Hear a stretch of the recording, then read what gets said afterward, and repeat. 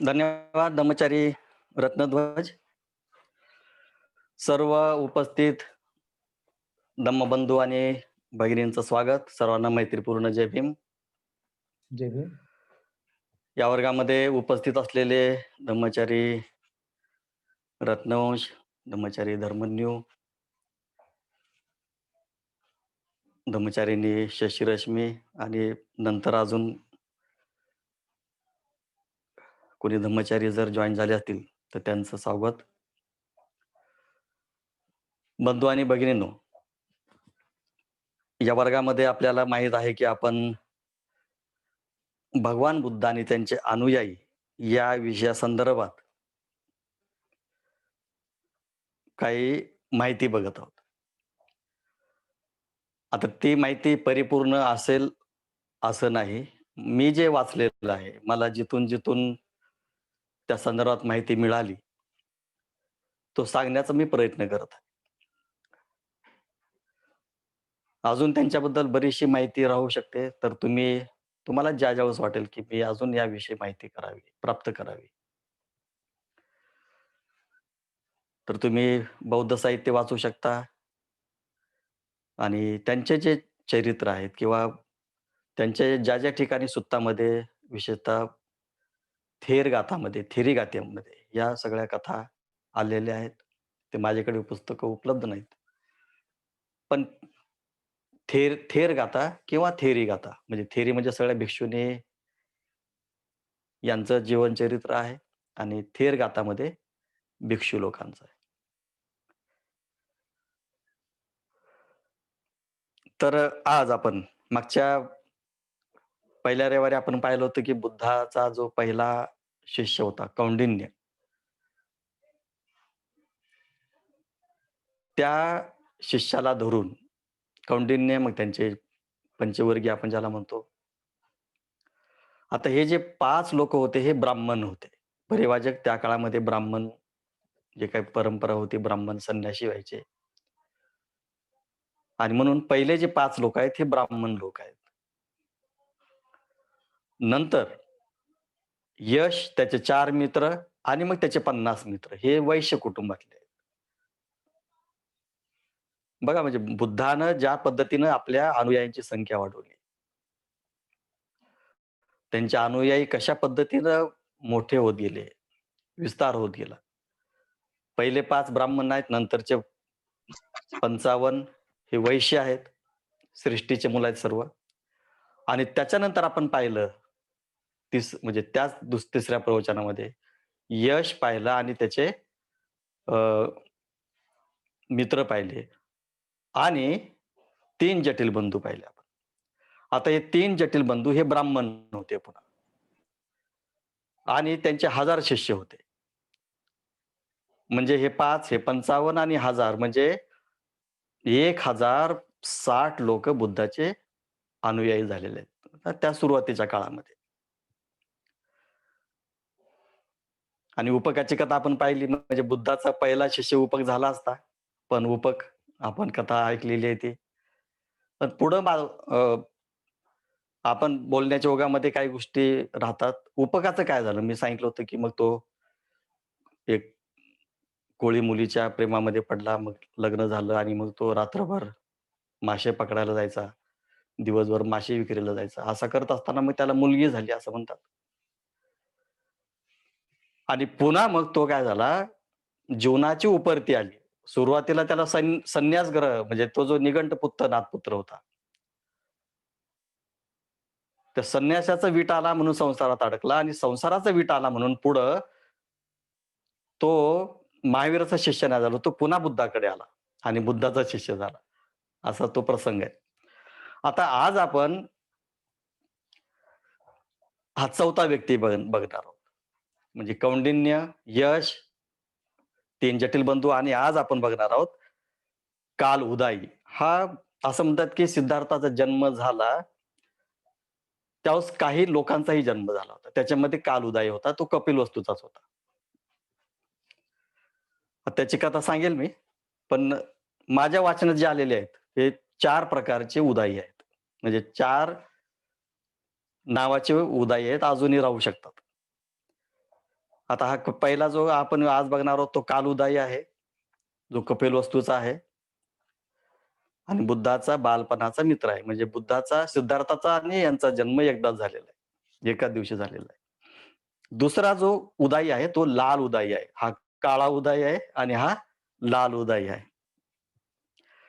आणि याची कथा अशी सांगितली जाते, श्रावस्तीमध्ये जे जेतवन आहे त्याच्यामध्ये सारिपुत्त आणि मोगलायन खूप चांगली प्रवचनं द्यायची आणि त्यांची स्तुती व्हायची. आणि मग याला वाटलं की या दोघांची स्तुती का होते? मी पण चांगलं प्रवचन देऊ शकतो. लोक जे सत्कार करतात, वाह-वाह करतात, या दोघांचीच करतात. आणि मग याच्या मनात ईर्ष्या निर्माण झाली आणि मग तो गृहस्थी लोकांना म्हणू लागला, की "अरे मी पण प्रवचन देऊ शकतो. मी पण यांच्यापेक्षा जरी त्यांच्यासारखा नाही तर पण मी प्रवचन देऊ शकतो." मग गृहस्थांनी काय केलं, "ठीक आहे. आज आम्ही सारिपुत्त आणि मोगलानाचं प्रवचन ऐकणार नाही. तर आम्ही तुमच्यासाठी काय करतो, धर्मासन निर्माण करतो. तुम्ही धर्मासनावर बसा आणि आम्हाला प्रवचन द्या." लाल उदयची कथा आहे श्रावस्तीच्या. आणि मग त्याच रात्री यांचं प्रवचन झालं म्हणजे त्यांना तिकडं प्रवचनासाठी त्यांनी हे केलं नाही. सारिपुत्ताच्या प्रवचनाला न जाता ग्रहस्थांना मध्ये सांगितलं, की मी प्रवचन देतो. मग त्यांनी धर्मासन निर्माण केलं. त्याच्यावर बसवलं त्याला आणि बसल्यानंतर मात्र त्याला काही एक सुचलं नाही. काय बोलायचं? धम्माविषयी काय बोलायचं? मग ठीक आहे म्हटलं, मी सकाळी बोलेल. आणि मग सकाळची तीच धर्मासन निर्माण केलं, त्याला उच्चासनावर बसवलं. सकाळी तीच कथा झाली. नाही मग मी सायंकाळी तयारी करून तुम्हाला बोलेल. पुन्हा दुसऱ्या दिवशी सायंकाळी त्याला धर्मासनावर बसवलं प्रवचनासाठी. पुन्हा त्याचा तो सूर झाला आणि मग म्हटले, की नाही आता सकाळच्या सत्रामध्ये मात्र मी तुम्हाला चांगलं प्रवचन. असं म्हणतात, गृहस्थ लोकांनी त्याला 4दा धर्म आसनावर बसवलं. पण चारही वेळेस हा जो लाल उदय आहे, तो त्याला धर्म सांगता नाही आला आणि मग बुद्धाने तिथं काय केली, धम्मपदामध्ये कथा आलेली आहे. तिथं हा जो लाल उदाई आहे, हा स्वतः अभ्यास करत नाही. बरोबर आहे? अभ्यास करत नाही. अभ्यास म्हणजे सराव करत नाही. शिकवण ग्रहण करत नाही दुसऱ्याकडून. सारिपुत्त आणि मोगलांची ह्यांनी काही शिकवण ग्रहण केली नाही लाल उदाईनं. म्हणजे तो अभ्यास करत नाही आणि स्वाध्याय सुद्धा करत नाही. अभ्यास करणं म्हणजे शाळेमध्ये आपण जो अभ्यास करतो किंवा मग हे सगळे अभ्यास आपण जे बाहेरचे करतो, शिकवणी करतो, तो अभ्यास. आणि स्वाध्याय म्हणजे आपण स्व-अध्याय करतो. आणि मग भगवंतानी गाथा म्हटली त्याच्यामध्ये, की हा जो लाल उदाई आहे, भिक्षू आहे, परंतु त्याच्यामध्ये ईर्ष्या निर्माण झाली. सारीपुत्ताबद्दल, मोगलायनाबद्दल जे चांगले प्रवचन देतात. आणि मग हे सांगितली, की हा ईर्ष्येनं पेटलेला आहे आणि स्वतः अभ्यास करत नाही, स्वतः स्वाध्याय करत नाही, त्याच्यामुळे त्याची गत झाली. हा लाल उदय श्रावस्तीचा. तिसरा जो उदय आहे, हा राजगृहाचा संन्याशी आहे, ब्राह्मण आहे. आणि हा ब्राह्मण संन्याशी आहे, त्याचा मठ आहे, आश्रम आहे, बरेचसे त्याचे शिष्यवर्ग आहे. परंतु बुद्धाचं प्रवचनासाठी तो नियमितपणे बुद्धाकडे यायचा आणि अतिशय एकाग्र चित्तानं बुद्धाचं प्रवचन ऐकायचं, उपदेश ऐकायचा. एकटक बघून. म्हणजे बुद्धाचे सगळे शिष्यवर्ग आणि हा सुद्धा, याचं नाव होतं सकुल उदाई. सकुल उदाई. आणि इतका प्रभावित झाला बुद्धाचे प्रवचन ऐकून आणि मग म्हटलं, की मला आता बुद्धाचा शिष्य झाल्याशिवाय. पण त्याचे जे शिष्य आहेत, हे सगळे ब्राह्मण, त्यांनी मात्र विरोध केला, की तुम्ही आमचे गुरु आहेत, आचार्य आहेत आणि तुम्ही जर आचार्य असताना तुम्ही जर तिकडे शिष्य होऊन गेला तर आमचं काय होईल?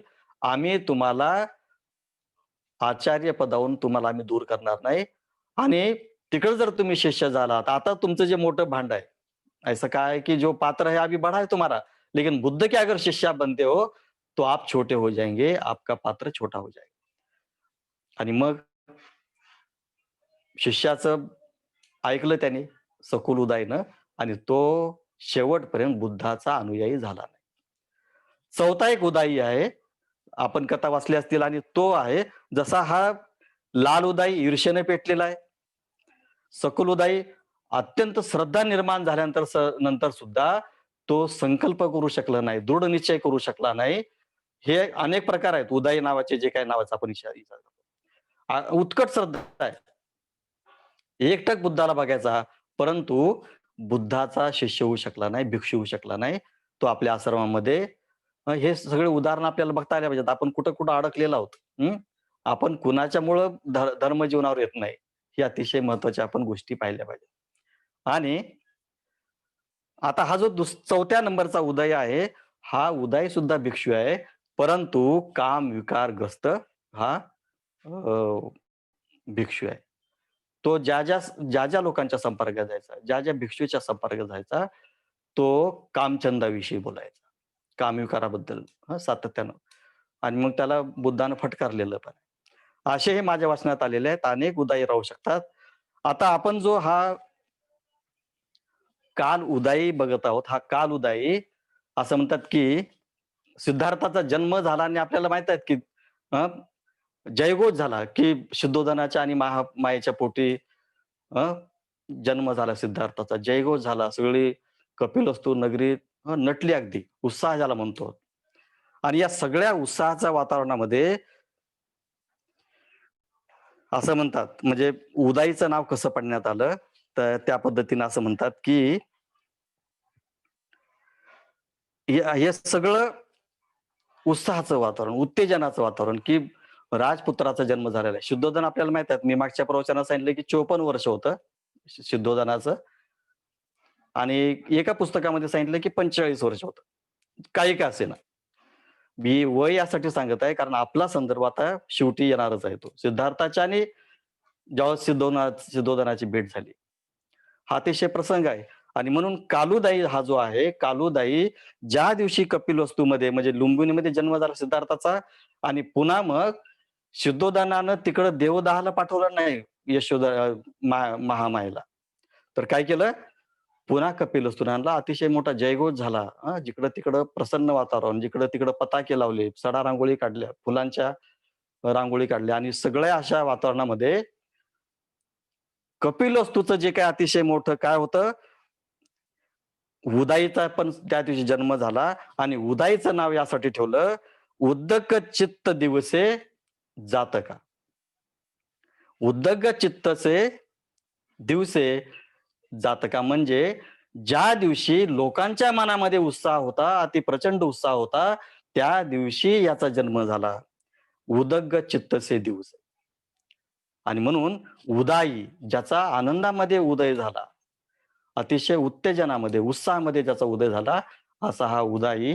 आणि मग काल उदाई आपण जे म्हटलं लाल उदाई तो लाल रंगाचा असेल. बरोबर आहे काय? सकुल उदाई त्याचं काहीतरी म्हणजे पुण्यकर्म असतील, सकुल आहे तो. म्हणजे एका चांगल्या कुलातून आलेला आहे, ब्राह्मण आहे तो, अशा पद्धतीने हे नावं पडलेले आहेत. आता काल म्हणजे हा काळ्या रंगाचा होता, काळ्या वर्णाचा होता. म्हणून कालुदाई. अशी ही जन्माची कथा. आता पुढे जाऊया. हा आपल्याला माहित आहे, की मग एकदा जन्म झाला आणि विशेषतः काल उदाईचे जे वडील होते, हे शुद्धोधनाच्या तिथे अमात्य होते. अमात्य म्हणजे आजच्या भाषेमध्ये मंत्री होते. शुद्धोधन राजा अनेक मंत्री त्यांचे सगळं राज्यकारभार पाहणार होते आणि या मंत्र्याच्या घरी उदाईचा जन्म झाला. आता मग पुढं काय झालं बघा. पुढं मग ग्रहत्याग झाला आपल्याला माहित आहे सिद्धार्थाचा, बरचसं हे आपण पाहिलेलं आहे. आणि मग सिद्धार्थानं ग्रहत्याग करताना म्हटलं होतं, की जोपर्यंत मला सत्य प्राप्त होणार नाही, दुःख मुक्तीचा मला मार्ग मिळणार नाही, तोपर्यंत मी कपिल वस्तूचं तोंड पाहणार. कपिल वस्तूला मी येणार नाही. कधी येईल? ज्यावेळेस मला मार्ग सापडेल, ज्यावेळेस मला सत्य सापडेल.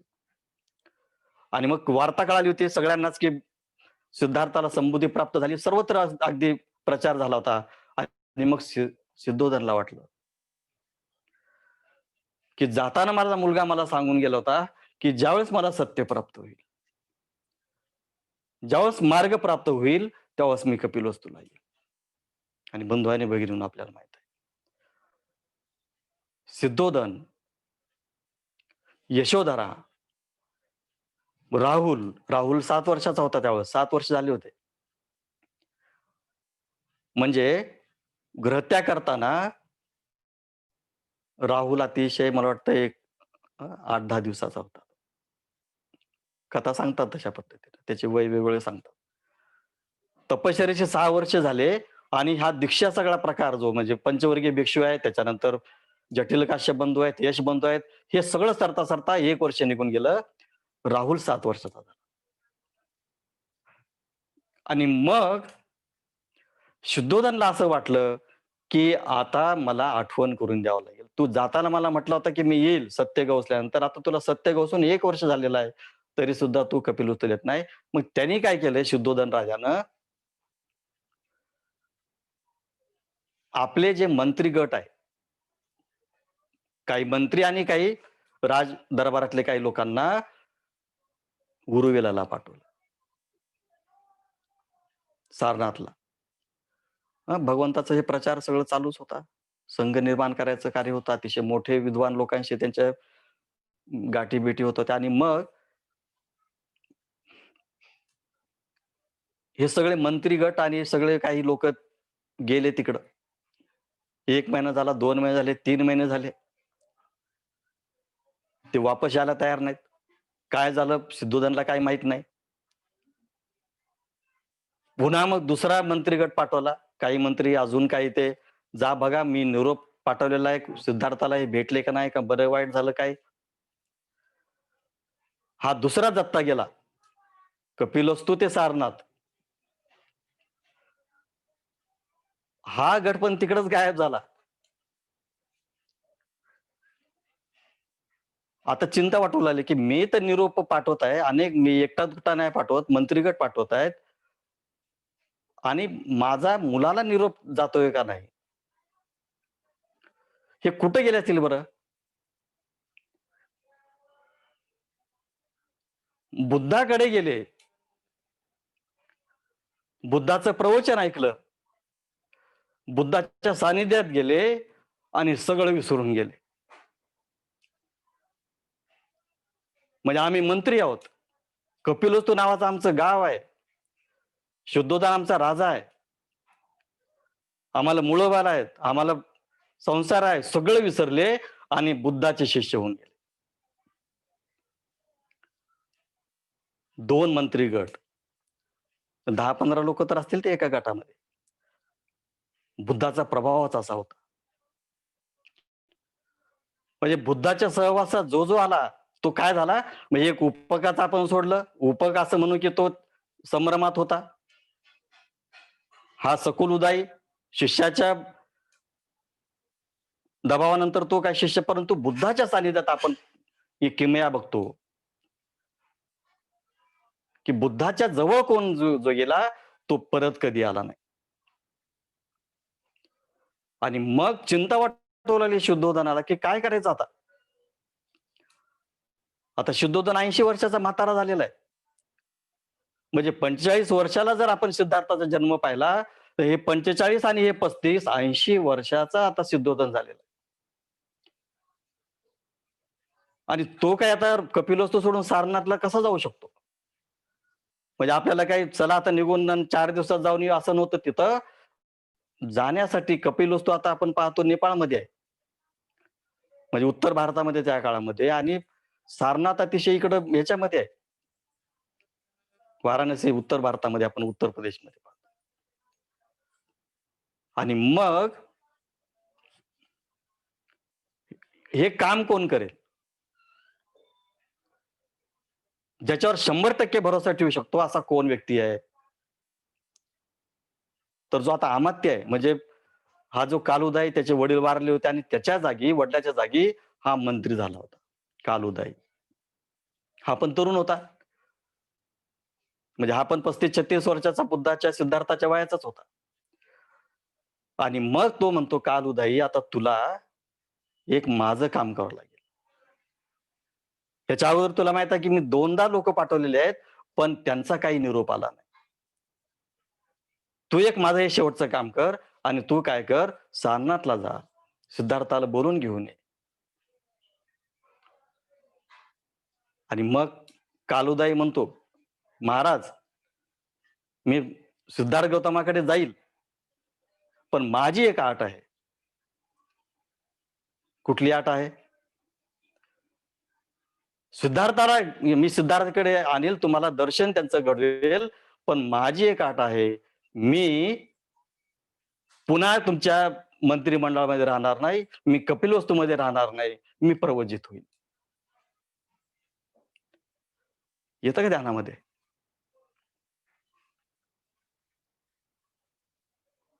मग शुद्धोधन म्हणतो, की तू मला घडवून तर आण, पुढचं बघू काय करायचं ते.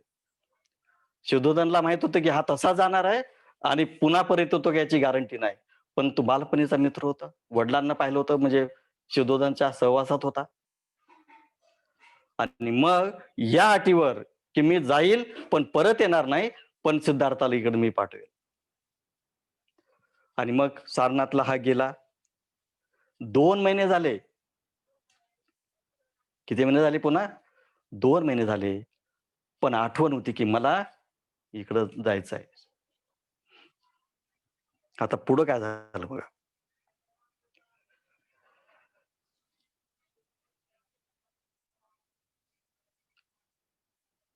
प्रवज्य झाला, भिक्षू झाला, कालुदाई. पण सतत आठवण होती, की मला काय करायचं आहे? मला सिद्धार्थ गौतम बुद्धाला वडिलांकडे घेऊन जायचं आहे. आणि मग एक दिवस फाल्गुन पौर्णिमा झाली असं म्हणतात. फाल्गुन म्हणजे जवळपास मार्च महिन्यामध्ये सगळे पिकं वगैरे निघतात. वसंत ऋतू चालू होतो. पतझड आपण ज्याला म्हणतो. शिशिर जो हे असतो ऋतू तो कमी झालेला आहे. पालवी फुटत आहे. आणि मग हा कालुदाय म्हणतो भगवंता. किती प्रसन्न वातावरण झालेलं आहे. फाल्गुन मास सुरू झालेला आहे. शिशिर आता मास गेलेला आहे. सगळा पालापाचोळा आता सगळा निघून गेलेला आहे. पालवी फुटत आहेत. आता वर्षा पण संपलेली आहे. ग्रीष्म यायचंय अजून. आणि प्रवासासाठी ही योग्य वेळ आहे.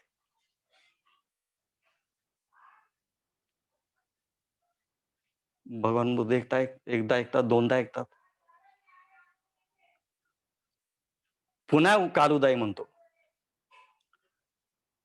भगवंता, हे किती सुंदर वातावरण झालेलं आहे. आकाशामध्ये एक ढग सुद्धा नाही. आता कुठलं शेती ना राहिलेली नाही. शेती सगळी आता हे झालेलं आहे. त्यांचं पीक आलेलं आहे. रस्ते सगळे मोकळे झालेले आहेत. आणि आता फुलं फुटू लागलेली आहेत. आपल्याला माहित आहे की फाल्गुनमध्ये पळसाला फुलं येतात. हिरवंगार म्हणजे सगळं वातावरण असतं अगदी लाल, लालेलाल झालेलं असतं. आंब्याला मोहर येतो येऊ लागलेला आहे. असं सगळं वर्णन तो कालुदाय करतो. आणि मग पुन्हा भगवान म्हणतात, की हे तुझं काय चाललंय उदाई? स्पष्ट का बोलत नाही तू? पुढं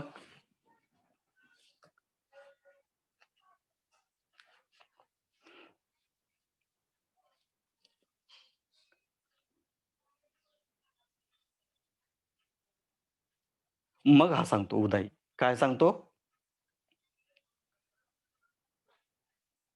की भगवान मी जो येतो आलो, तो तुम्हाला घेऊन जाण्यासाठी आलो.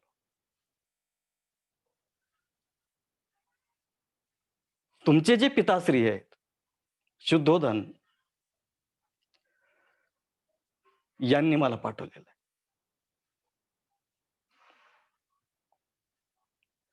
आपण जेव्हा हे वाचतो,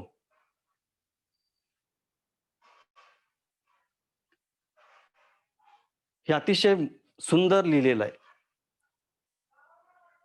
अतिशय सुंदर पद्धतीनं हे जे काव्यात्मक आहे. म्हणजे आपण जर बुद्धाचे काही ग्रंथ वाचले, साहित्य आपण ज्याला म्हणतो, बौद्ध साहित्य. सुंदर पद्धतीनं हे जे विवरण मी सांगितलं, खूप चांगल्या पद्धतीनं उदाईनं हे निसर्गाचं चित्रण केलेलं आहे.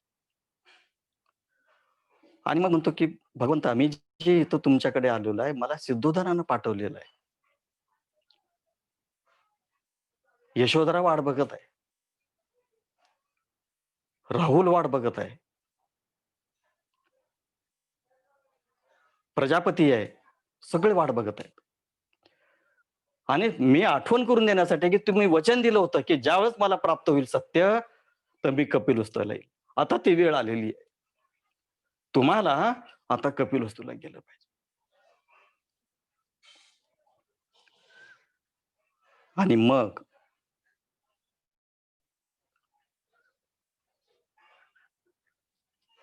इकडं वार्ता कळाली. भगवानीने निरोप हे केला की ठीक आहे कालुदाई, तू म्हणतोस तसा. आणि मग वार्ता कळाली. काय वार्ता कळाली? की कालउदाई घेऊन येत आहे भगवान बुद्ध आणि त्यांचा शिष्य वर्ग कपिलवस्तूला येत आहे. वार्ता कळाली, सगळे जिकडं तिकडं पुन्हा तसंच वातावरण निर्माण झालं. जसं सिद्धार्थाच्या जन्माच्या वेळेस जसं वातावरण निर्माण झालं होतं, तसंच उत्साह निर्माण झाला. कपिलवस्तूच्या शाक्यामध्ये सगळ्यामध्ये अतिशय मोठा उत्साह निर्माण झाला.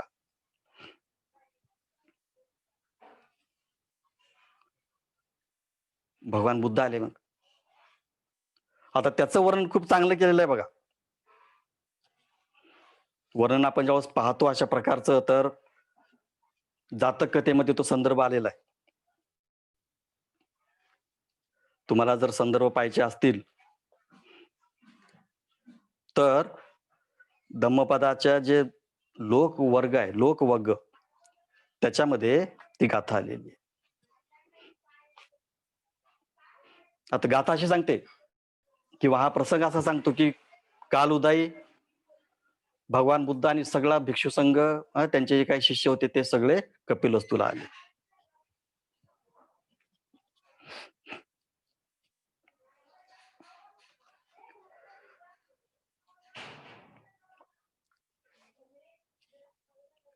आता भगवान बुद्ध आलेले आहेत कपिलवस्तूमध्ये. तिकडं शुद्धोधन वाट बघत आहे की आता माझ्या दरबारामध्ये येईल, माझ्या ग्रहामध्ये येईल तो. पण शुद्धोधनला असं कळालं, आणि त्याच्या अगोदरच असा किस्सा आहे, किस्सा मी सांगतो तुम्हाला, की या कपिलवस्तूचे जे काही वर्णन केलेलं आहे, वर्णन असं म्हणतात की ज्या महिला वेण्या घालत होत्या, अर्धवट वेण्या सोडल्या आणि दर्शन घेणं, मग बघण्यासाठी की 7 वर्षापूर्वी सिद्धार्थ नावाचा आमचा जो राजपुत्र होता तो गेला होता. आता तो असं म्हणतात की संबोधी प्राप्त झालेला आहे, भगवान झालेला आहे. त्याला पाहण्यासाठी वेणी घालणाऱ्या मुली अर्धवट वेणी सोडल्या आणि त्याला बघण्यासाठी गेल्या. महिला जे बुचडा बांधवतात, आपण त्याला काय म्हणतो, जुडा, जुडा म्हणतो आपण, बुचडा. त्या बांधता बांधता त्यांना खबर लागली, त्या तशाच गेल्या. हातामध्ये बांगड्या भरत असताना 1-2 बांगड्या भरल्या. इतक्या म्हणजे असं म्हणू की इतका मोठा उत्साह झाला की त्यांना भान राहिलं नाही की आपण जे काम करत आहोत ते पूर्ण करावं आणि निघून जावं. शेतामध्ये काम करणाऱ्या लोकांनी तिथंच सगळं टाकलं सामान, आणि सगळं गावकरी, सगळं कपिलवस्तू भगवंताच्या दर्शनाला.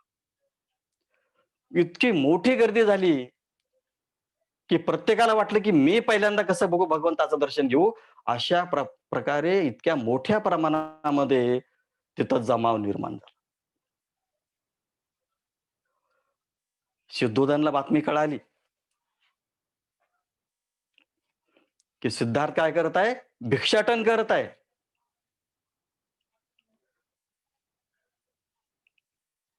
आणि राजा आहे तो, बाप आहे पुन्हा. शुद्धोधनाच्या तळपायाची आग मस्तकाला गेली. म्हणजे प्राप्त झालं तर असलं तरी ठीक आहे, पण तो माझा पुत्र आहे, राजाचा पुत्र आहे, राजपुत्र आहे. आणि एका या गावाच्या, या कपिलवस्तूच्या राजाच्या पुत्रानं भीक मागावी, हे अतिशय मोठं अपमानास्पद आहे. शुद्धोधन अगदी काय झाला, त्याची आग पापड झाली. तळ हाताची, आपण म्हणतो की तळपायाची आग मस्तकाला गेली. अतिशय मोठा तो बेभान झाला. घोड्यावर बसला, घोडा काढायला लावला, घोड्यावर बसला. आणि असं म्हणतात, मिशाला पीळ दिला, त्याला बघून घेतो आता. शुद्धोधनला मिशा होत्या. आणि असं म्हणतात की त्या कपिलवस्तूपासून म्हणजे त्याच्या राजवाड्यापासून तो सिद्धार्थाच्या म्हणजे दर्शनापर्यंत जो पण तो धावतो, घोड्यावरून अनेकदा त्याने थुंकलं जमिनीवर. इतका मोठा असा अतिशय मोठा त्याला सिद्धार्थाबद्दल क्रोध आला होता.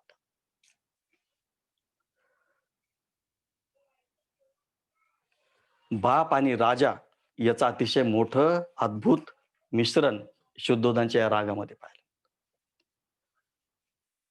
आणि मग पाहतो तो गर्दीच गर्दी. तिथं आता राजा आल्यानंतर त्यांचं भान पण आहे की राजा आला नाही, परंतु मग बाकीच्यांनी म्हटले की राजा आलेत, राजा आलेत आणि मग तिथं संवाद होतो. एका बाजूला राजा आहे, शुद्धोधन एका बाजूला म्हणजे तो लगेच घोड्यावरून उतरला आणि मग बघता तर काय सगळा जो क्रोध होता, जो पारा चढलेला होता, तो सगळा क्रोध, राग, सगळा पारा अतिशय शांत झाला. आणि म्हणून तर बुद्धाला काय म्हणतात? बुद्धाला मायावी म्हणतात. त्यांचे जे टीकाकार आहेत ना ब्राह्मण, निघंटपुत्त, हे सगळे बुद्धाला मायावी म्हणतात. कारण बुद्धाच्या सहवासात जो झाला, तो त्याच्या कचाट्यातून सुटला नाही. मायावी. आणि म्हणून आपण जे पाहतो शुद्धोधन त्यांच्या जवळ आला, सगळा राग निघून गेला. यशोधरा आली, यशोधरा रडू लागली. राहुल सोबत आहे. आणि मग तिथं दोघांचा संवाद झाला. की भगवान, आता बघा भगवान भदंत, आता सिद्धार्थ म्हणत नाही शुद्धोधन.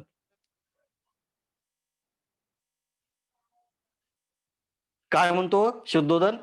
की आपल्या 100 सामंतामध्ये 100 सामंतामध्ये असं कोणी रस्त्यावर भीक मागली नाही.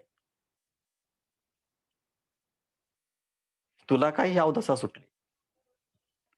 100 पिढ्यामध्ये आपल्या राजघराण्यामध्ये, आपल्या घराण्यामध्ये कुणी अशी दारोदार फिरून भीक मागितली नाही. आता बुद्ध काय म्हणतात? हे राजा, हे महाराजा, पण माझ्या घराण्यानं, माझ्या कुळानं अशीच भीक मागलेली आहे. अशीच भिक्षा मागलेली आहे. आता आहे का नाही पंचायत? हे लोक सगळे बघत आहेत. शुद्धोधन म्हणतो, आपल्या कुळामध्ये 100 पिढ्या झाल्या कोणी भीक मागितली नाही, हे तुला काय अशा पद्धतीनं सुचलं? आणि बुद्ध काय म्हणतात, की माझ्या कुळामध्ये, माझ्या वंशामध्ये सगळ्यांनीच अशीच भिक्षा मागितलेली. हे कुठले घराणे आहेत? कुठलं कुळ आहे? कुठलं वंश आहे? आणि मग शुद्धोधन म्हणतो, की आपलं जे शाक्य कुळ आहे, या शाक्य कुळामध्ये कुठल्याही एक पिढीतल्या माणसानं माझ्यापर्यंत तरी भीक मागितली नाही. भगवान मग काय म्हणतात? भगवान म्हणतात, की हे राजा,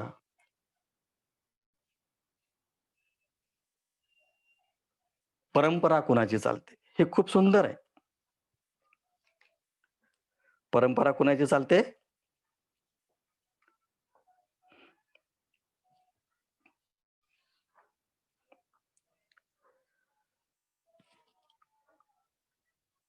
कुठल्या कुळाची परंपरा चालते? बुद्ध काय म्हणतात?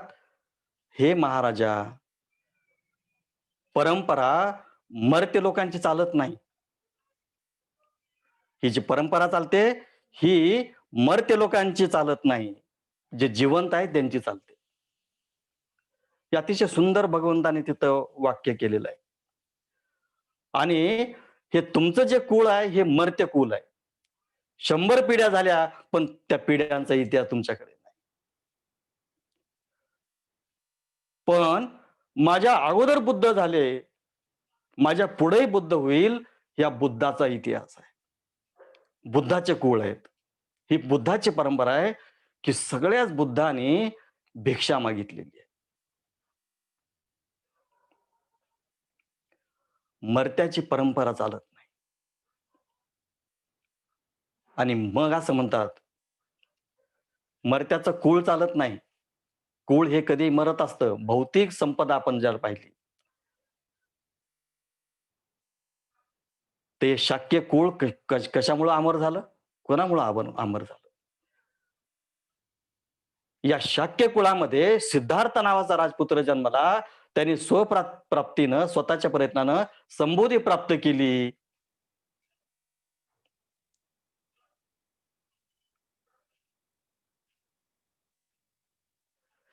या कुळाला जिवंत केलं. अजरामर शाक्य कुळ झालं.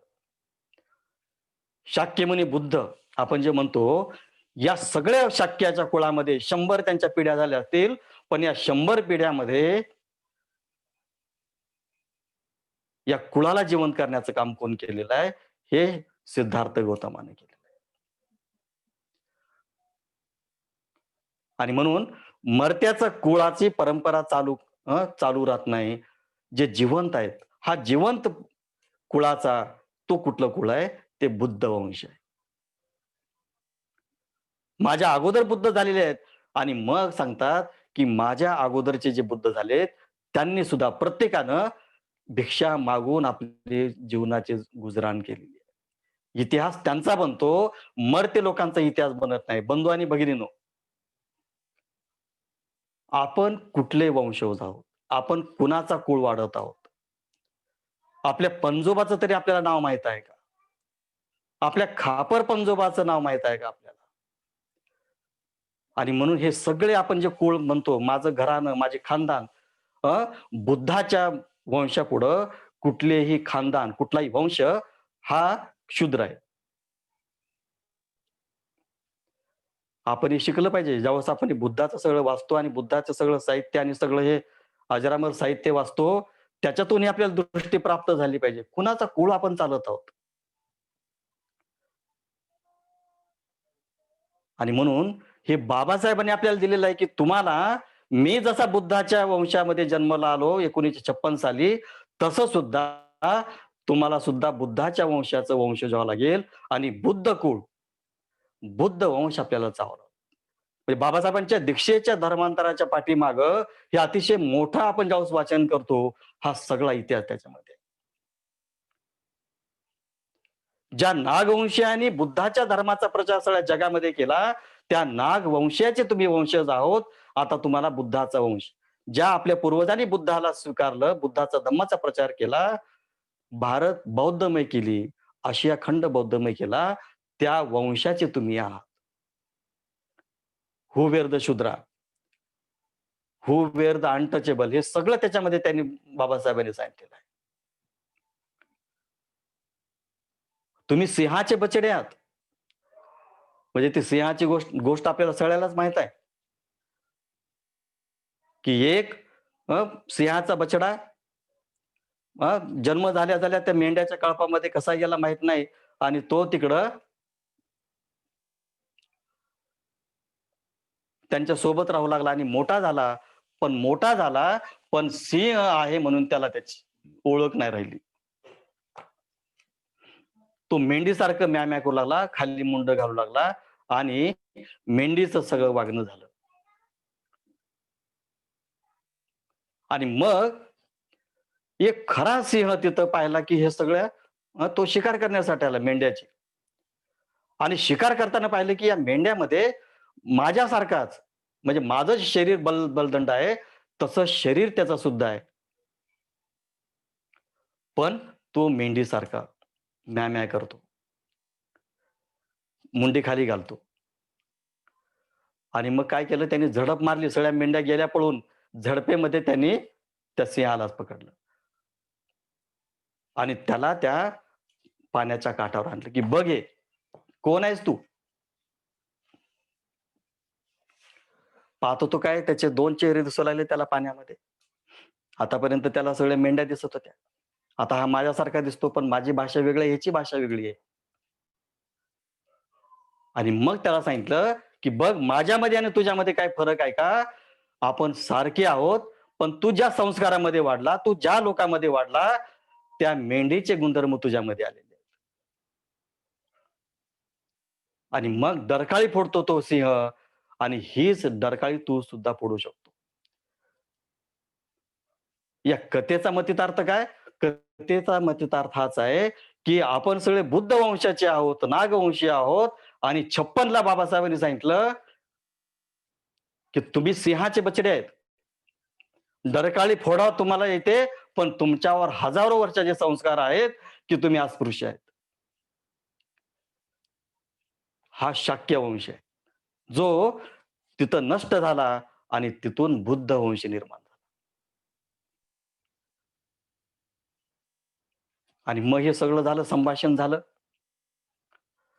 आणि मग मर्त्याची परंपरा अजरामर होऊ शकत नाही. मर्त्याची परंपरा पुढे जात नाही, तर निब्बाण प्राप्त करणाऱ्याची परंपरा पुढे जाते, त्यांचा वंश पुढे जातो. कोण सारीपुत्त, कोण मोगलायन, कोण महाकाश्यप, कोण कौंडिन्य, कोण आनंद, कोण अनिरुद्ध, कोण उपाली, कोण पटाचारा, कोण आम्रपाली, कोण विशाखा, हे हे सगळे नाव अजरामर झाले. कोणामुळे झाले?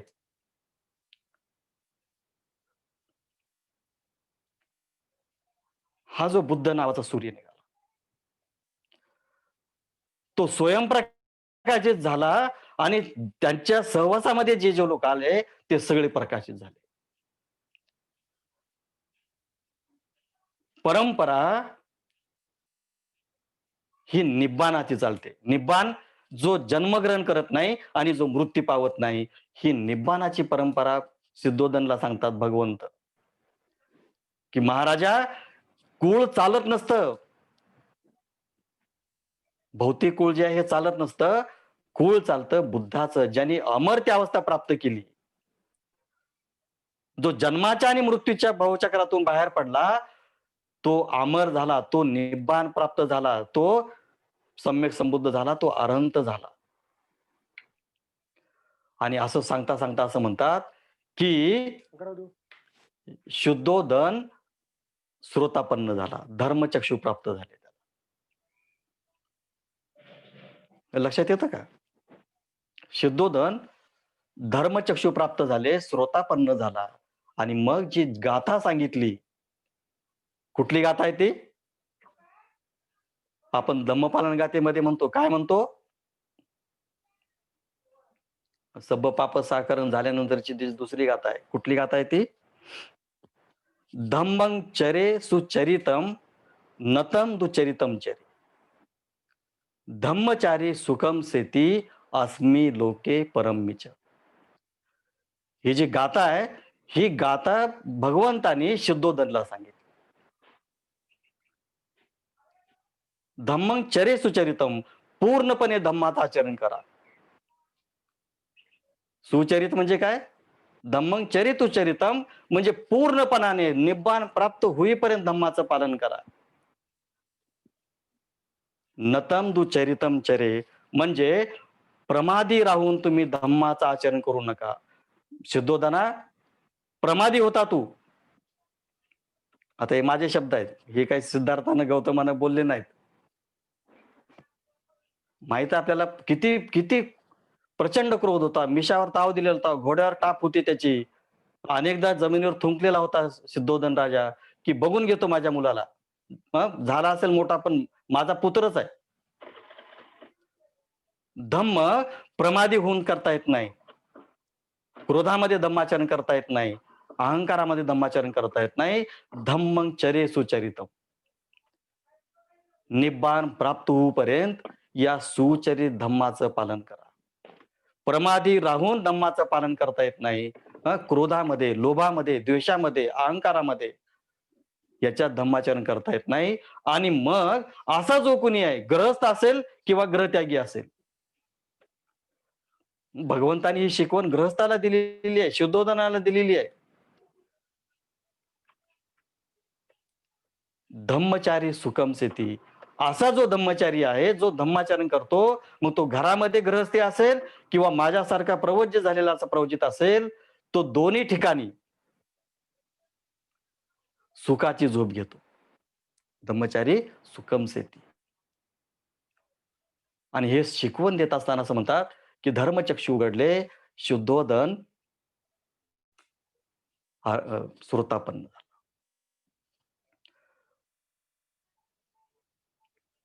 हे सगळा प्रसंग आपण पाहतो.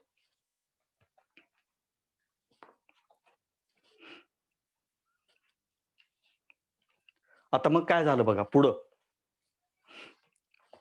पुढं मग भगवंतानी काय केलं, वडिलाला भेट दिली. वडिलांची कृतज्ञता होती. लौकिक प्रेम आपण ज्याला म्हणतो. आता हे तर अलौकिक आहे. लोकोत्तर अवस्था प्राप्त झालेले भगवंत आहेत. पण जे लौकिक व्यवहार असतो, तो तिथं पार पडला. वडिलांचं दर्शन घेतलं. यशोधराला जवळ केलं. आणि हा सगळा प्रसंग झाल्यानंतर आपल्याला माहित आहे तो राहुलच्या संदर्भामध्ये तो किस्सा येईलच. यशोधरानं जो प्रसंग सांगितला, की मग तुझे तात आलेले आहेत, तू त्यांचा वारसा मागव, हा आपण राहुलच्या चरित्रामध्ये बघूया. पण इथं काय झालं मग हा प्रसंग घडला, शुद्धोधनला भेटले, यशोधराला भेटले, महाप्रजापती होती त्यांना भेटले. आता ही यशोधरा पत्नी आहे, सिद्धार्थाची पत्नी. पण असं म्हणतात, कथेमध्ये असं म्हणतात त्या, की अ, पत्नीचा जो काही भाग असतो, आता हा निब्बाण प्राप्त झालेला माणूस आहे. तिथं ती चरणी मस्तक झाली भगवंताच्या. असं म्हणतात, की त्यांनी जवळ केलं तिला. आणि मग नंतर भिक्षूंनी प्रश्न विचारला असं म्हणतात, की भगवान तुम्ही तर असं म्हटलेलं आहे, शिकवण दिलेली आहे. काय म्हटलेली आहे?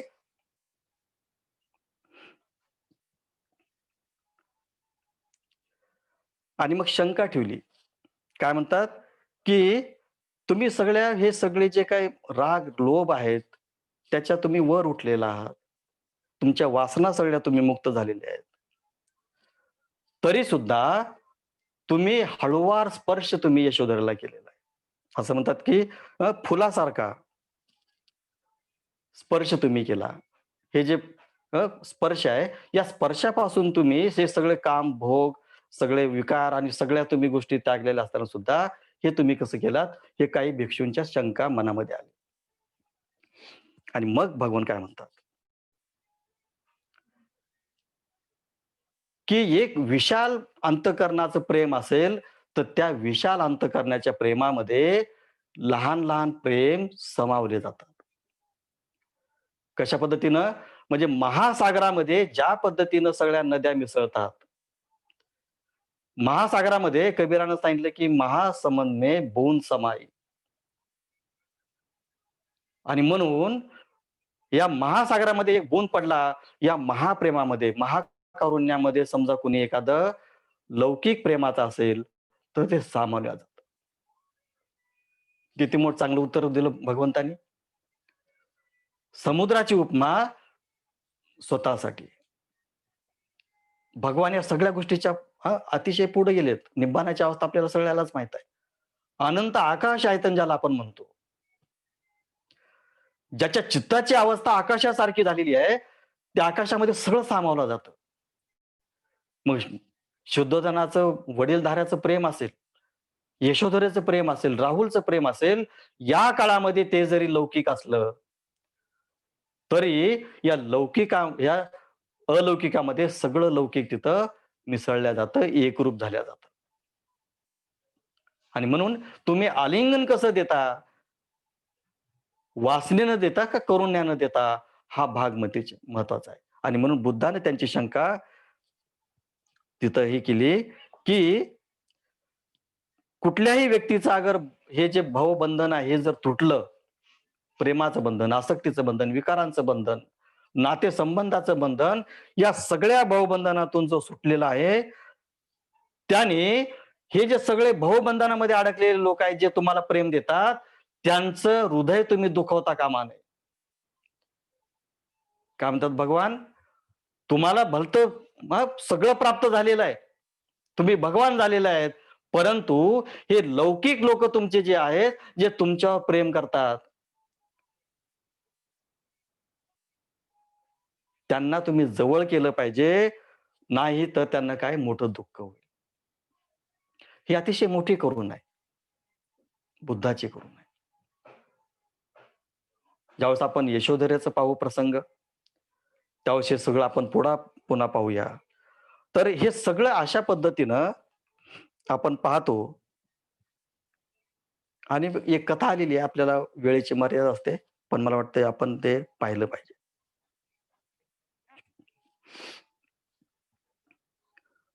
आणि मग कथा सांगतात, जातक कथेमध्ये ह्या गोष्टी आलेल्या आहेत.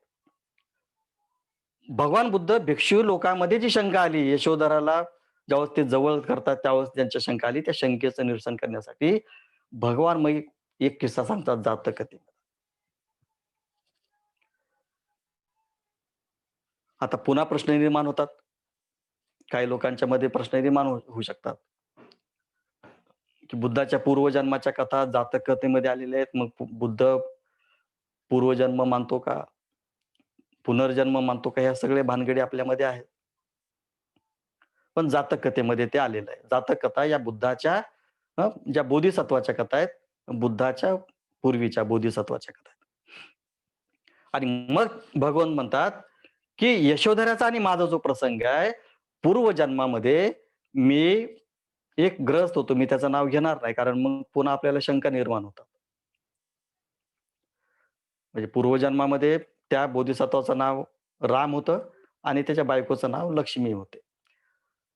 आता ज्यावेळेस आपण हे सांगतो ना, तर आपण म्हणतात, की मग राम घडलाच असेल. राम कधी घडला? इसवी सन पूर्व 185 वर्षामध्ये पुष्यमित्राची प्रतिक्रांती झाली. त्याच्यामध्ये राम घडला, रामायण घडलं, त्याच्यामध्ये ते लिहिण्यात आलं. या सगळ्या कथा जातक कथेच्या आहेत. दशरथ जातक म्हणून एक जातक कथेमध्ये आलेला आहे. दशरथ जातक. त्याच्यामध्ये जो राम आहे हा बुद्धच आहे. सीता त्याची बहीण दाखवलेली आहे. आणि त्या दशरथ जातकाचा जो विषय आहे, तो विषय कुठला आहे? सल्लसूत आपण जे म्हणतो. सल्लसूत म्हणतो का नाही? ज्यावेळेस आपण अंत्यविधी करतो एखाद्याचा. त्या अंत्यविधीला आपण जे सल्लसूत म्हणतो, ते सल्लसूताची शिकवण या दशरथ जातकामध्ये भगवंतांनी सांगितली.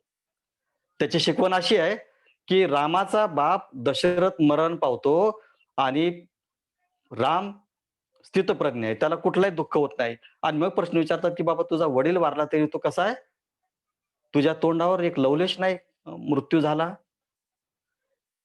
ही स्थिरता तू कशी प्राप्त केली? आणि मग ते बुद्ध तो बोधिसत्व म्हणतो, हे सगळं सुल्लसुत्त सांगतो.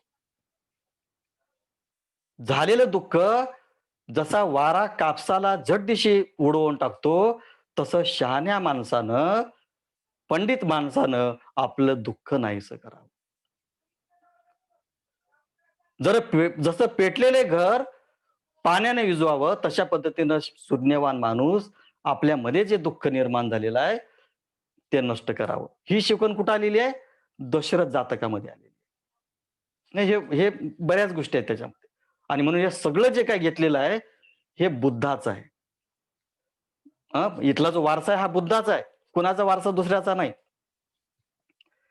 आणि मग बुद्ध त्या भिक्षूंना सांगतात, की एका जन्मामध्ये मी राम आणि माझी बायको लक्ष्मी नावाची होती. आणि मग काय झालं, मी एक रत्नमणी शोधण्यासाठी समुद्राच्या मध्ये गेलो. मणिरत्न आपण ज्याला म्हणतो. आणि ते इतकं मोठं, इतकं अमूल्य होतं ते, की ते अमूल्य रत्न प्राप्त करण्यासाठी मी अनेक दिवस घराच्या बाहेर पडलो. आणि मग इकडं काय झालं बघा. इकडं त्या गावामध्ये दुर्भिक्ष झालं. अकाळ पडला. आपण ज्याला दुष्काळ म्हणतो. आणि या दुष्काळामध्ये मोहताज झाले एका-एका घासासाठी, एका-एका तुकड्यासाठी, अन्नासाठी. आणि हा तर सगळा कुठे गेलेला आहे? असंख्य असं जे काही हे आहेत, जे प्राप्त करण्यासाठी अतिशय मोठं दुष्कर कर्म आहे, करावं लागतं. अतिशय कठीण करावं लागतं. अशा पद्धतीनं तो ग्रस्त गेलेला आहे राम नावाचा जो बोधिसत्व आहे. आणि मग ज्यावेळेस तो प्राप्त करून येतो, समुद्राच्या तळापासून तो घेऊन येतो आणि आपल्या गावी पोहोचतो. तर तो पाहतो की त्या गावामध्ये अतिशय मोठा भीषण दुष्काळ पडलेला आहे. मग पाणी नाही तिथं, अन्नाचा कण नाही आणि मग त्याला तिथं दृष्टी प्राप्त होते बघा, की इतकं मोठं अमूल्य रत्न असताना मी इतकं परिश्रम केल्यानंतर समुद्राच्या तळाशी जाऊन मी हे कितीतरी दिवस मला लागले इतकं अमूल्य रत्न प्राप्त झालं. पण हे रत्न माझ्या पत्नीचं पोट भरू शकत नाही. ही दृष्टी प्राप्त झाली आणि मग तो सगळ्या गावभर हिंडला, की माझी पत्नी आता शेवटची घटका तिला बोलायला तोंड उघडत नाही, तिचे डोळे उघडत नाहीत. अगदी निष्प्राण होऊन पडलेली आहे आणि तिच्या प्रेमाखातर तिचा जीव वाचावा म्हणून हा काय करतो, ते जे अमूल्य मणिरत्न आहे, तो लोकांकडे जातो. हे घ्या माझ्याकडे अमूल्य रत्न आहे आणि याच्या मोबदल्यामध्ये मला फक्त एक भाकरीचा तुकडा द्या. आणि असं म्हणतात, की त्या बहुमूल्य रत्नाच्या मोबदल्यामध्ये त्याला भाकरीचा तुकडा मिळाला. आणि तो भाकरीचा तुकडा त्यांनी काय केलं, पत्नीला भरवला, तिला शुद्धी आली, तिच्यामध्ये प्राण पुन्हा आला आणि ती पुन्हा काय झाली, सर्वसामान्य झाली. भगवंत हा किस्सा सांगतात, की तुमच्याकडे जरी अलौकिक असलं, तुम्ही पारलौकिक असले, लोकोत्तर असले, तरी तुमच्या जवळचे लोक आहेत. तुम्ही ज्याच्यावर प्रेम करता आणि तुमच्यावर असंख्य जे लोक प्रेम करतात, त्यांच्या प्रती तुम्हाला अमूल्य गोष्ट सोडावं लागेल. बंधू आणि भगिनींनो, ही कथा सांगून भगवान म्हणतात, की मागच्या पूर्वीच्या जन्मामध्ये मी माझ्या पत्नीचे प्राण वाचवण्यासाठी अमूल्य रत्न मी भाकरीच्या तुकड्यानं ते हं, लोकांना दिलं. पण माझ्यासाठी त्या अमूल्य रत्नापेक्षा पत्नीचं प्रेम माझ्यासाठी महत्वाचं होतं. आणि म्हणून मी आज जरी तृष्णाक्षय केला असेल, मी जरी आज निब्बाणाची अवस्था प्राप्त केली असेल आणि मी विकाररहित झालेला असलो, सगळं मोह, माया, अहंकार सगळं माझे जीवनाबद्दलची आसक्ती मी नष्ट केली असेल, परंतु हे सगळे लोक माझ्यावर अपार प्रेम करणारे आहेत. आणि म्हणून मी यशोधरेला जवळ केलं. हे आपल्याला शक्य आहे का? आता हे सगळं कथा झाली. हे सगळं जे घडून आणलं, हे कोण घडून आणलं?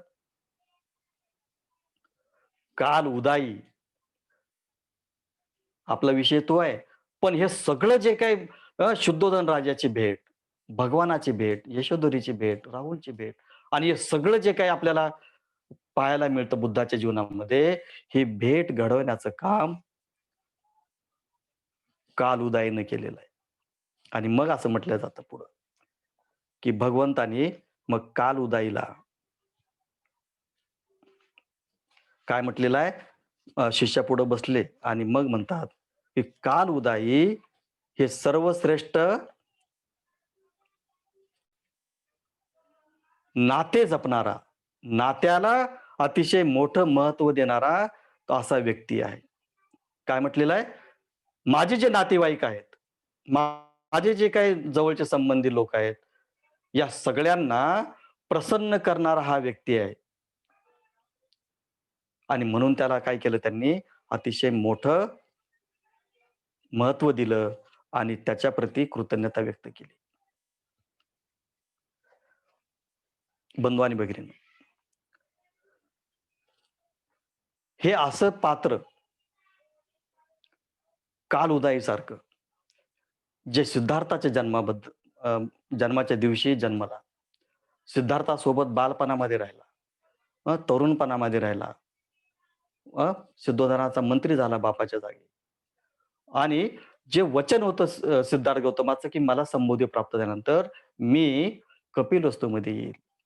हे वचन पूर्ण करण्यासाठी काल उदाईचा अतिशय मोठे प्रयत्न आहे. काल उदाई पुन्हा मंत्री झाला नाही. तो बुद्धाचा शिष्य झाला, भिक्षू झाला आणि आजन्म भिक्षू संघामध्ये किंवा बुद्धाच्या संघामध्ये तो राहिला. सिद्धार्थाची आणि शुद्धोधनाची भेट. शुद्धोधन श्रुतापन्न झाला. धम्मं चरे सुचरितम ही अमूल्य शिकवण भगवंताने शुद्धोधनाला दिली. हे सगळं जेव्हा आपण पाहतो आणि जी आपण जातकथेची पूर्वकथा पाहिली. आपण ज्यावेळेस या जीवनामध्ये काहीतरी प्राप्त करतो, आपण मोठे होतो. हां, कोणी प्राध्यापक होतो, वकील होतो, डॉक्टर होतो, इंजिनिअर होतो, आय-ए-एस होतो, आय-पी-एस होतो. भौतिक, लौकिक जीवनामध्ये. या गोष्टीचा मतितार्थ असा आहे, की आपण आपल्या जे पूर्वजन्मीचे नातेवाईक असतात. पूर्वजन्मीचे म्हणजे कलेक्टर होण्याच्या अगोदर आपले जे नातेवाईक असतात. त्यांना आपण तसंच प्रेम करतो. या सगळ्या शिकवणीचा आपण जो आज उपदेश पाहिला, या उपदेशाच्या किंवा या प्रवचनाचा मतितार्थ असाच आहे. बोध काय घ्यायचा? बोध हाच घ्यायचा, की गौतमासारखा महापुरुष या भूतलावर पहिल्यांदा ज्यांनी बुद्धत्व प्राप्त केलं, सम्यक संबुद्ध आपण ज्याला म्हणतो. सम्यक संबुद्ध ज्या प्राप्त केलं, अशा या महामानवाचं भेट घडवून आणण्याचं आणि सर्वसामान्य सगळे शाक्यवंशी असतील, कपिल वस्तुमधले सगळे लोक असतील, त्यांचे बालपणीचे सवंगडी असतील. या सगळ्यांना त्यांनी काय केलं? भरभरून प्रेम दिलं. आपण ज्यावेळेस मोठे होतो आपल्या जीवनामध्ये, तर आपल्यासाठी ज्यांनी कष्ट केलेले आहेत. आपल्याला आपण जोपर्यंत उभा राहत नाही तोपर्यंत आपल्याला अनेकांनी प्रयत्न केलेले असतात. आपले आई-वडील आहेत, आपले भावंड आहेत, मोठे भावंड असतात, बहिणी असतात, घरातले दुसरे नातेवाईक असतात, मामा असतात, काका असतात. हे अखंड असं जे काही नातं आहे, त्या नात्याची जाण आपण ठेवतो का? नाहीतर आता मला पैसा मिळू लागला, मला नोकरी मिळाली, मला सगळं झालं, माझं कुटुंब आहे, घर आहे, सगळं आहे. मला आता कुणाची गरज नाही, असं जर आपण म्हणत असू, तर हा आपला कृतघ्नपणा आहे. म्हणजे ज्यावेळेस आपण वयाचे 1-1.5 वर्षाचे आपण असतो किंवा 7-8 वर्षापर्यंत आपल्याला स्वतःच धुता येत नाही, अशा प्रसंगी अनेकांनी आपल्याला स्वच्छ केलेलं आहे.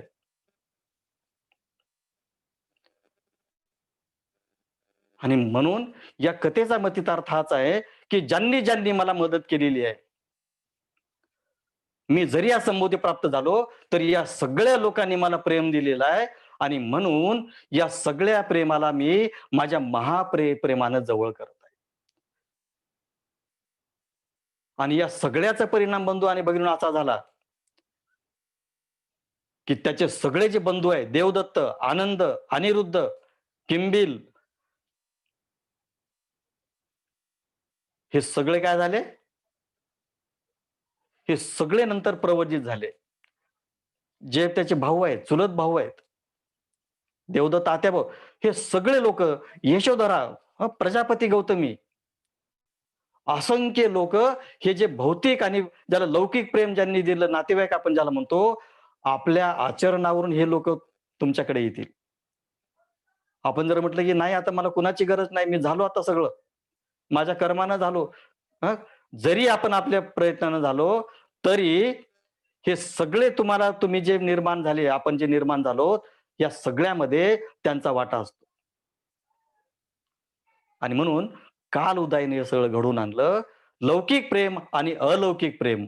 इथे एका बाजूला समुद्र आहे आणि दुसऱ्या बाजूला नद्या आहेत. या सगळ्या नद्यांना आणि समुद्राला जोडण्याचं काम काल उदयाने केलेलं आहे. आणि बंधू आणि भगिनींनो म्हणून आपल्या जीवनामध्ये काल उदाई सारखा मित्र असला पाहिजे. जो अलौकिकाचं दर्शन करेल, लोकोत्तर अवस्थेमध्ये आपल्याला घेऊन जाण्यासारखा मित्र पाहिजे. असा मित्र जसा भगवंताला कालउदय भेटला. शुद्धोधनला कालउदयाच्या रूपामध्ये भगवंताचा मित्र मिळाला. तसा आपल्या जीवनामध्ये असा कोणी मित्र आहे का, की लौकिक जीवनामध्ये मदत करेलच करेल, पण तुम्हाला लोकोत्तर जीवनाचं दर्शन करेल. भगवंतानी जे सांगितलं, निब्बाणाचा मार्ग अमर्त्य आहे, कुळाचा मार्ग मर्त्य आहे. आणि म्हणून अमर्त्याच्या मार्गावर, निब्बाणाच्या मार्गावर चालवा आणि मग अष्टांग मार्गाची शिकवण दिली आपण. अष्टांग मार्ग जो मध्यम मार्ग आहे, तुम्ही राजा म्हणून सुद्धा आचरण करू शकता. हे अतिशय मोठं बुद्धानं तिथं शिकवण दिली आणि हा सगळा इतिहास घडून आला. या ठिकाणी मी थांबतो. सर्वांचे आभार. विशेषतः दीप यांनी आपलं पोस्टर तयार केलं त्यांनी, लिंक तयार केली. हे सगळं घडवून आणतो. या वर्गाचे सूत्रसंचालक रत्नध्वज, उपस्थित सगळे धम्मचारी. मला ते काही बोलण्याच्या ह्याच्यामध्ये स्क्रीनवर बरेचसे नाव आले, पण बरेच धम्मचाऱ्यांचे नावं त्याच्यामध्ये आले. या सगळ्या धम्मचाऱ्यांचं मी आभार मानतो. आपल्या सर्वांचं जे उपस्थित आहे, जे ऑनलाईनमध्ये या ठिकाणी सगळे सहभागी झाले, त्यांचा आभार मानतो. आणि आपल्या निमित्तानं मला हे वाचण्याची संधी, मला माझे ज्ञान वाढण्याची संधी मिळत आहे. त्याबद्दल आपले सर्वांचे आभार मानतो आणि आपली रजा घेतो. जय भीम. नमो बुद्धाय. धन्यवाद. आदरणीय धम्मचारी सुचिरत्न यांनी भगवान बुद्धांच्या अनुयायी खूप असं सुंदर असं प्रवचन दिलेलं आहे. तर त्यांनी 4 उदाईंची वर्णन केलेलं आहे आणि कालू उदाईचे वडील सिद्धोधन राजांच्या दरबारी मंत्री होते आणि त्यानंतर काल उदाई सुद्धा मंत्री झालेला होता. आणि काल उदाई आणि शुद्धोधन राजाला मदत केलेली आहे की शुद्धोधन राजाने सांगितलं होतं की बुद्धांना घेऊन या म्हणून. आणि म्हणून तो काल उदाई बुद्धाकडे जातो सारनाथला आणि तो म्हणजे भिक्षू होतो. म्हणजे अशा प्रकारचे म्हणजे सुंदर असं वर्णन ज्यावेळेस सुचेरत्न सांगत होते त्यावेळेस मला असं वाटत होतं की मी कपिल वस्तूमध्येच आहे आणि बुद्ध येत आहेत. आणि खरोखरच मी ज्यावेळेस डोळे मिटले आणि सुचेरत्नाचं प्रवचन चालू होतं आणि मी डोळे मिटले आणि मला ते जे बोलत होते आणि तो मला वाटत होते की मी बुद्धानुस्मृती ही ध्यान करीत आहे. मी बुद्धाच्या काळामध्ये गेलेलो आहे, बुद्धानुस्मृती ध्यान करीत आहे. अशा प्रकारची अवस्था म्हणजे खरोखरच धन्यवाद धम्मचारी सुचेरत्न. आणि मला जी माहिती नाही की दशरथ जातक हे सुद्धा त्यांनी सांगितलेलं आहे. तर शल्यसुत्तम म्हणजे ते आहे. तर खूप असं सुंदर असं त्यांनी आज प्रवचन दिलं आणि आमची मानसिक अवस्था उंचावली. त्याबद्दल आदरणीय धम्मचारी सुचिरत्न यांचं मी आणि माझ्या वतीनं सर्वांच्या वतीनं आपण त्यांचं 3 टाळे वाजून पुण्यनमोदन करूया.